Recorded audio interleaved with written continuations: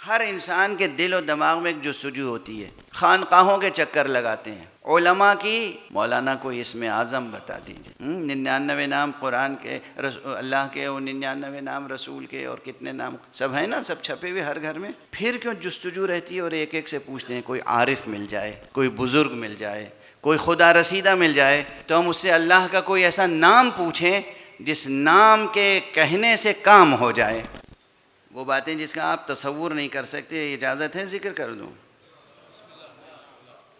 Europe میں، امریکہ میں، جہاں سے سب سے زیادہ ہمیں سبق پڑھایا جاتا ہے انسانیت کا، ہیومن ویلیوز کا، ہیومن رائٹس کا، ایتھکس کا، دن رات 24 گھنٹے ہمیں سبق پڑھایا جاتا ہے کہ انسان، یہ اسلام جو ہے اس میں کچھ نہیں ہے، اسلامی شریعت میں کچھ نہیں ہے. اسلامی شریعت تو آپ کو معلوم ہے، یعنی جسارتیں، جرأتیں، مغالطہ آمیزیاں. ایک یونیورسٹی میں ایک صاحبزادے تشریف لے گئے ریسرچ کرنے کے لیے، اور ان کا ٹاپک تھا کہ اسلامی شریعت میں جرم پروری کی ٹینڈنسی پائی جاتی ہے.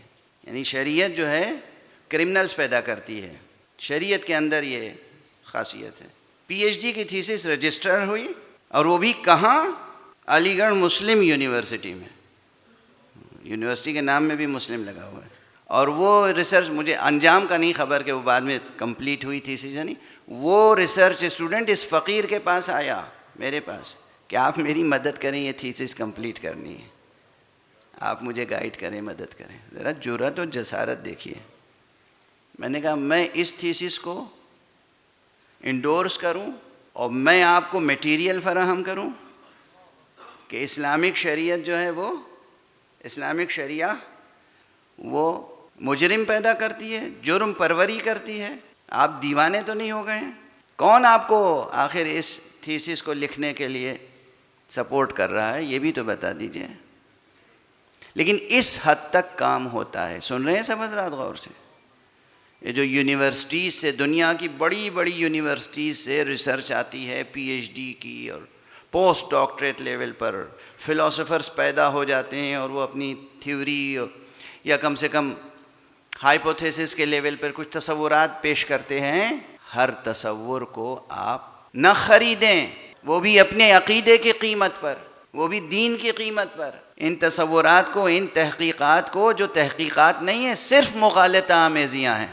یہ ہمارا تو دنیا بھر کے ریسرچرز کے ساتھ روزانہ کا تعلق ہے نا. تو بہت سے آتے ہیں کہ صاحب ہم یہ پی ایچ ڈی کر رہے ہیں، آپ میری مدد کر دیجئے، یہ پی ایچ ڈی کر رہے ہیں، آپ گائیڈ کر دیجئے. کتنے پی ایچ ڈی اسٹوڈنٹس تو ہماری لائبریری میں بیٹھ کے اپنی تھیسس کمپلیٹ کر کے گئے. اس لیے جو میں گزارش کر رہا ہوں اسے آپ باور کریں. یہ دنیا جہاں یہ بات بتائی جا رہی ہے، اس میں شریعت نے، اب دیکھیے اس دنیا میں کیا ہو رہا ہے. اس دنیا میں مادیت اتنی ہے کہ باپ سے بیٹا کرایہ لیتا ہے گھر کا، اور بیٹے سے باپ کرایہ لیتا ہے. بالکل آپ میرے گھر میں رہ رہے ہیں، یہ اس روم کا، اتنے حصے کا، اس اپارٹمنٹ کا یہ کرایہ آپ کو دینا ہوگا. باپ سے بیٹا، بیٹے سے باپ.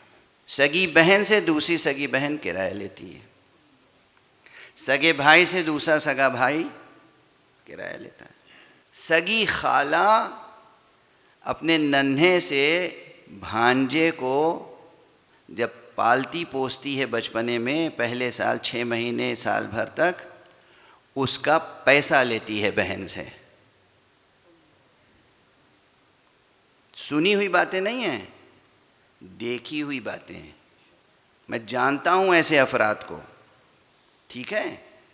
کتنا اچھا معاشرہ ہے مغرب کا، کیا ہیومن ویلیوز ہیں صاحب، کیا ایتھکس ہے، کیا مورلز ہیں ان کے. ماشاءاللہ، قربان ہو جائیے. اسلام کو ان کے اوپر نچھاور کر دیجیے. ایک صلوات پڑھ دیجیے محمد.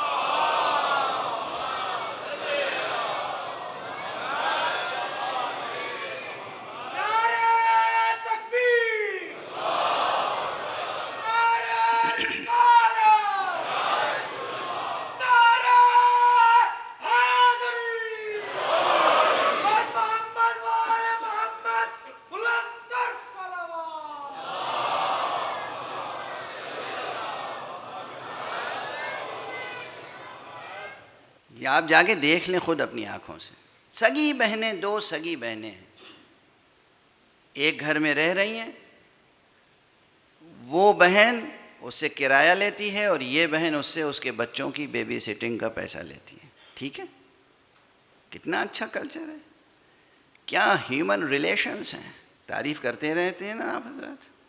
یہ جو ہمارے بعض سو کالڈ انٹلیکچوئلس تشریف لے جاتے ہیں, کیمبرج میں پی ایچ ڈی کر لی یا ماسٹرز کر لیا یا آکسفورڈ کی ہوا کھا کے آ گئے, تھیمز کا 2 گھونٹ پانی پی کے آ گئے, امریکہ چلے گئے, کینیڈا چلے گئے, اس کے بعد آنے کے بعد, سب کی بات نہیں کر رہا ہوں, جو اصیل کردار کے لوگ ہیں وہ ہیں. یعنی آنے کے بعد کیا کرتے ہیں, وہاں کی تعریفوں کے پل لکھنے میں, بولنے میں, تقریر میں, جہاں بیٹھیں گے, ارے کیا کلچر ہے صاحب. بھائی یہاں کا کلچر بدبودار کلچر ہے. پاکستان, ہندوستان, ایران, عراق, ارے لا حول ولا قوت. زندگی تو وہاں ہے میاں, ایمانداری وہاں ہے. کیا ایمانداری ہے, ایمان کا پیکر تو ڈونلڈ ٹرمپ سامنے کھڑا ہوا ہے. ایک صلوات پڑھ دیجئے محمد والے.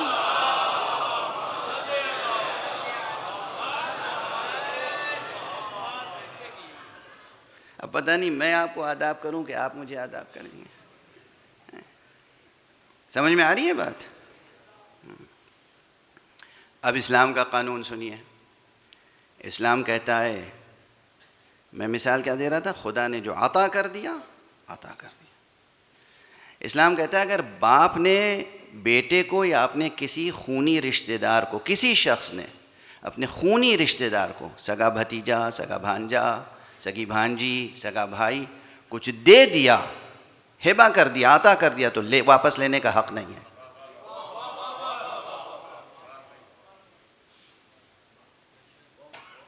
باپ نے بیٹے کو دے دیا کچھ, اب یہ نہیں کہہ سکتا کہ ہمیں واپس کرو. بیٹے نے باپ کو کچھ ہدیہ دے دیا, اب یہ نہیں کہہ سکتا بابا واپس کیجئے. سمجھ میں آ رہی ہے بات؟ ان کو جاؤ ان کو جاؤ. یہ کلچر کہاں, وہ کلچر کہاں, یہ قانون کہاں, وہ قانون کہاں. بہرحال اب اگر فقہ و شریعت کی باتیں بیان کرنا شروع کروں تو پتہ نہیں کہاں سے کہاں تک بات پہنچ جائے گی. جزئیات, فیملی میٹرز, کس طریقے سے بھائی کو بھائی سے پیش آنا چاہیے, والدین کو اولاد سے پیش آنا چاہیے, یہ شریعت نے اسے نظر انداز نہیں کیا ہے. اور اس میں حقوق اور فرائض اور اس کے ساتھ ساتھ مصلحتوں کو بھی سامنے رکھا ہے. اتنا خیر کرو. اب امام جعفر صادق علیہ السلام کا جو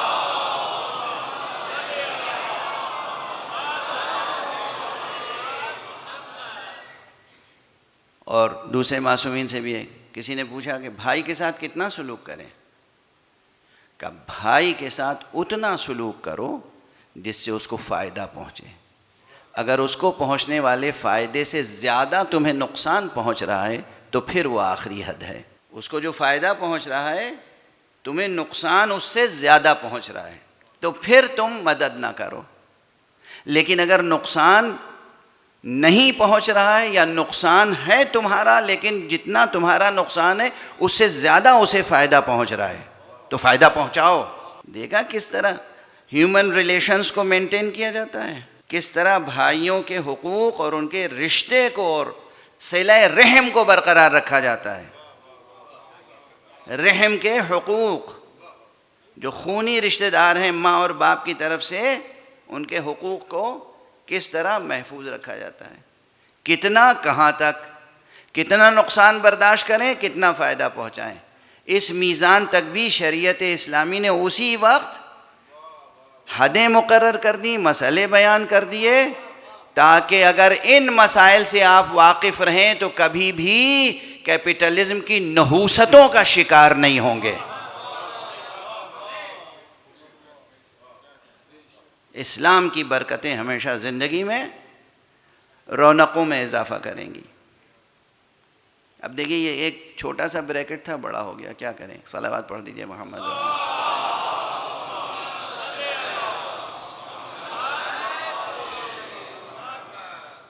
میں کہہ صرف یہ تھا کہ وہ خدا جس نے باپ سے کہا ہے کہ بیٹے کو دے دیا تو پھر واپس نہ لینا,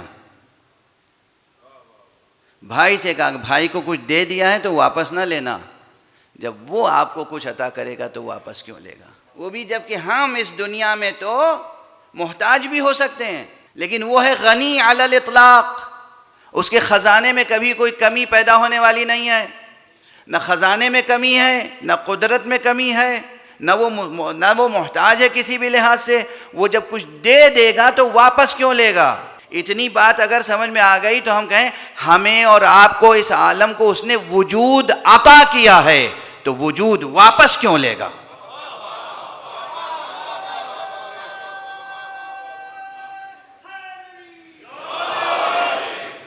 کوئی اگر آپ سے آستینیں الٹ کے بحث کرنے پہ آئے مولانا صاحب نے بالکل عقیدہ آخرت کو بدل کے رکھ دیا اور یہ تو دین بگاڑنے کے لیے آئے ہیں، یہ تو ہاں دین بگاڑنے کے لیے عقیدے خراب کر رہے ہیں. ایک دم قیامت کا تصور جو بچپن سے سنتے آئے تھے بدل دیا انہوں نے.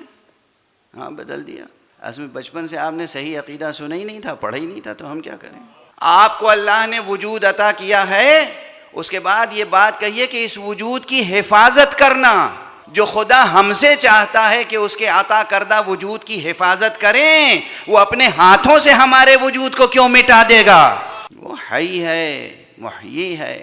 ہاں یہ ضرور ہے کہ یہ موت جو درمیان میں آتی ہے یہ شجرہ ہستی اور شجرہ وجود کو مزید کمال کے مرحلے میں لے جاتی ہے، نہ کہ زوال کے مرحلے میں. صرف ہمارے ذوق کو بالیدہ کیا گیا ہے، ذوق کی تربیت کی گئی ہے کہ دیکھو ایسی زندگی گزارو کہ جب موت آئے تو اس کا مزہ شیریں ہو، تلخ نہ ہو. اس لیے کہ اس موت پر خاتمہ نہیں، عدم نہیں ہے، نقش حیات کا مٹ جانا نہیں ہے، نقش حیات کا باقی رہنا ہے. کیوں باقی رہنا ہے؟ کب تک باقی رہنا ہے؟ ابد الآباد. اس نے عطا کیا ہے باقی رکھنے کے لیے. تو قیامت کس چیز کا نام ہے بھائی؟ معاد کس چیز کا نام ہے؟ آخرت کس چیز کا نام ہے؟ قرآن مجید میں ایک مطالعے کے نتیجے میں 80 نام قیامت کے سامنے آئے ہیں. کتنے؟ 80. ایک ہی شے کے 80 نام کے کیا معنی ہوتے ہیں؟ اس کے معنی یہ ہیں، وہ پرانی تمہید آپ کے ذہن میں ہوگی. مثال دینے کے لیے ایک نئے کانٹیکس میں عرض کر رہا ہوں. جو چیز عظیم ہوتی ہے اس کے نام بہت ہوتے ہیں. خود اللہ عظیم ہے. اللہ کے کتنے نام ہیں؟ 99. یہ 99 والی حدیث تو بہت مشہور ہے، لیکن اصول کافی میں ایک روایت موجود ہے امام صادق علیہ الصلوۃ والسلام سے.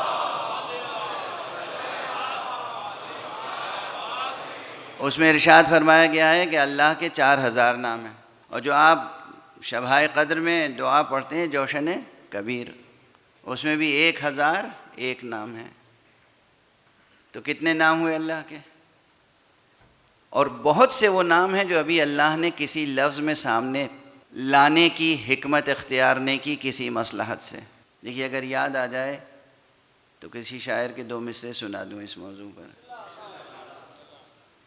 اور وہ یہ ہیں کہ ہزاروں نام ہیں تیرے مگر پھر بھی یہ پرسش ہے. ہزاروں نام ہیں تیرے مگر پھر بھی یہ پرسش ہے، جسے سب سے چھپا رکھا ہے وہ کیا نام ہے ساقی. ابھی کتنے نام ہیں جو اللہ کے سامنے نہیں آئے. ہر انسان کے دل و دماغ میں ایک جستجو ہوتی ہے. خانقاہوں کے چکر لگاتے ہیں. علماء کی ضرورت اس وقت پیش آتی ہے جب مشکل ہوتی ہے، مولانا کو اسم اعظم بتا دیجئے. یہ اسم اعظم کی تلاش کیا ہے؟ سب کتابوں میں موجود ہے. ہر گھر میں قرآن مجید کھولیے تو جلد پہ چھاپ رکھا ہے لوگوں نے. 99 نام قرآن کے، اللہ کے، اور 99 نام رسول کے، اور کتنے نام سب ہیں نا، سب چھپے ہوئے ہر گھر میں. پھر کیوں جستجو رہتی ہے اور ایک ایک سے پوچھتے ہیں؟ کوئی عارف مل جائے، کوئی بزرگ مل جائے، کوئی خدا رسیدہ مل جائے تو ہم اس سے اللہ کا کوئی ایسا نام پوچھیں جس نام کے کہنے سے کام ہو جائے. ہے جذبہ یا نہیں؟ تو بہت سے نام اللہ نے بتا دیے ہیں اور بہت سے نام اللہ نے نہیں بتائے ہیں. مگر آپ سب کے سوالات کا، اس طرح کے سوالات کا ایک جواب دے کے آگے بڑھوں. کار کشائی کے لیے کہ کام ہو جائے، اس کے لیے میں نام بتا دیتا ہوں. آپ کو معلوم ہے یا علی کہیے کام ہو جاتا ہے.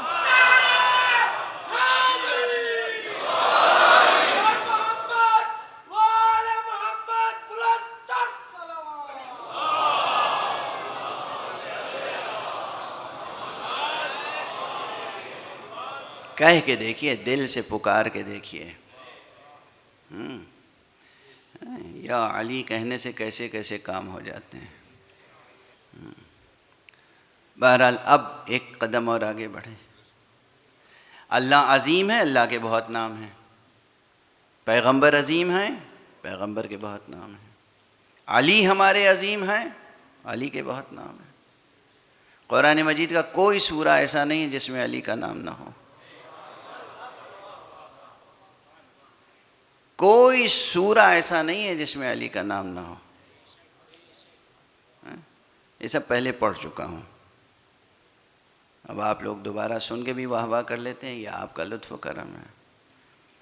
جس طرح اللہ کے بہت سے نام ہیں، پیغمبر کے بہت سے نام ہیں، علی کے بہت سے نام ہیں، قرآن کے بہت سے نام ہیں، اسی طرح آخرت کے بہت سے نام ہیں. اس لیے کہ آخرت ایک عظیم حقیقت ہے. اور آخرت اس طرح کا کوئی دن نہیں ہے کہ جیسے ہمارا سورج نکلتا ہے اور ڈوبتا ہے. جسے یوم آخرت کہتے ہیں، وہ یوم آخرت بہت طویل عرصہ وجود ہے.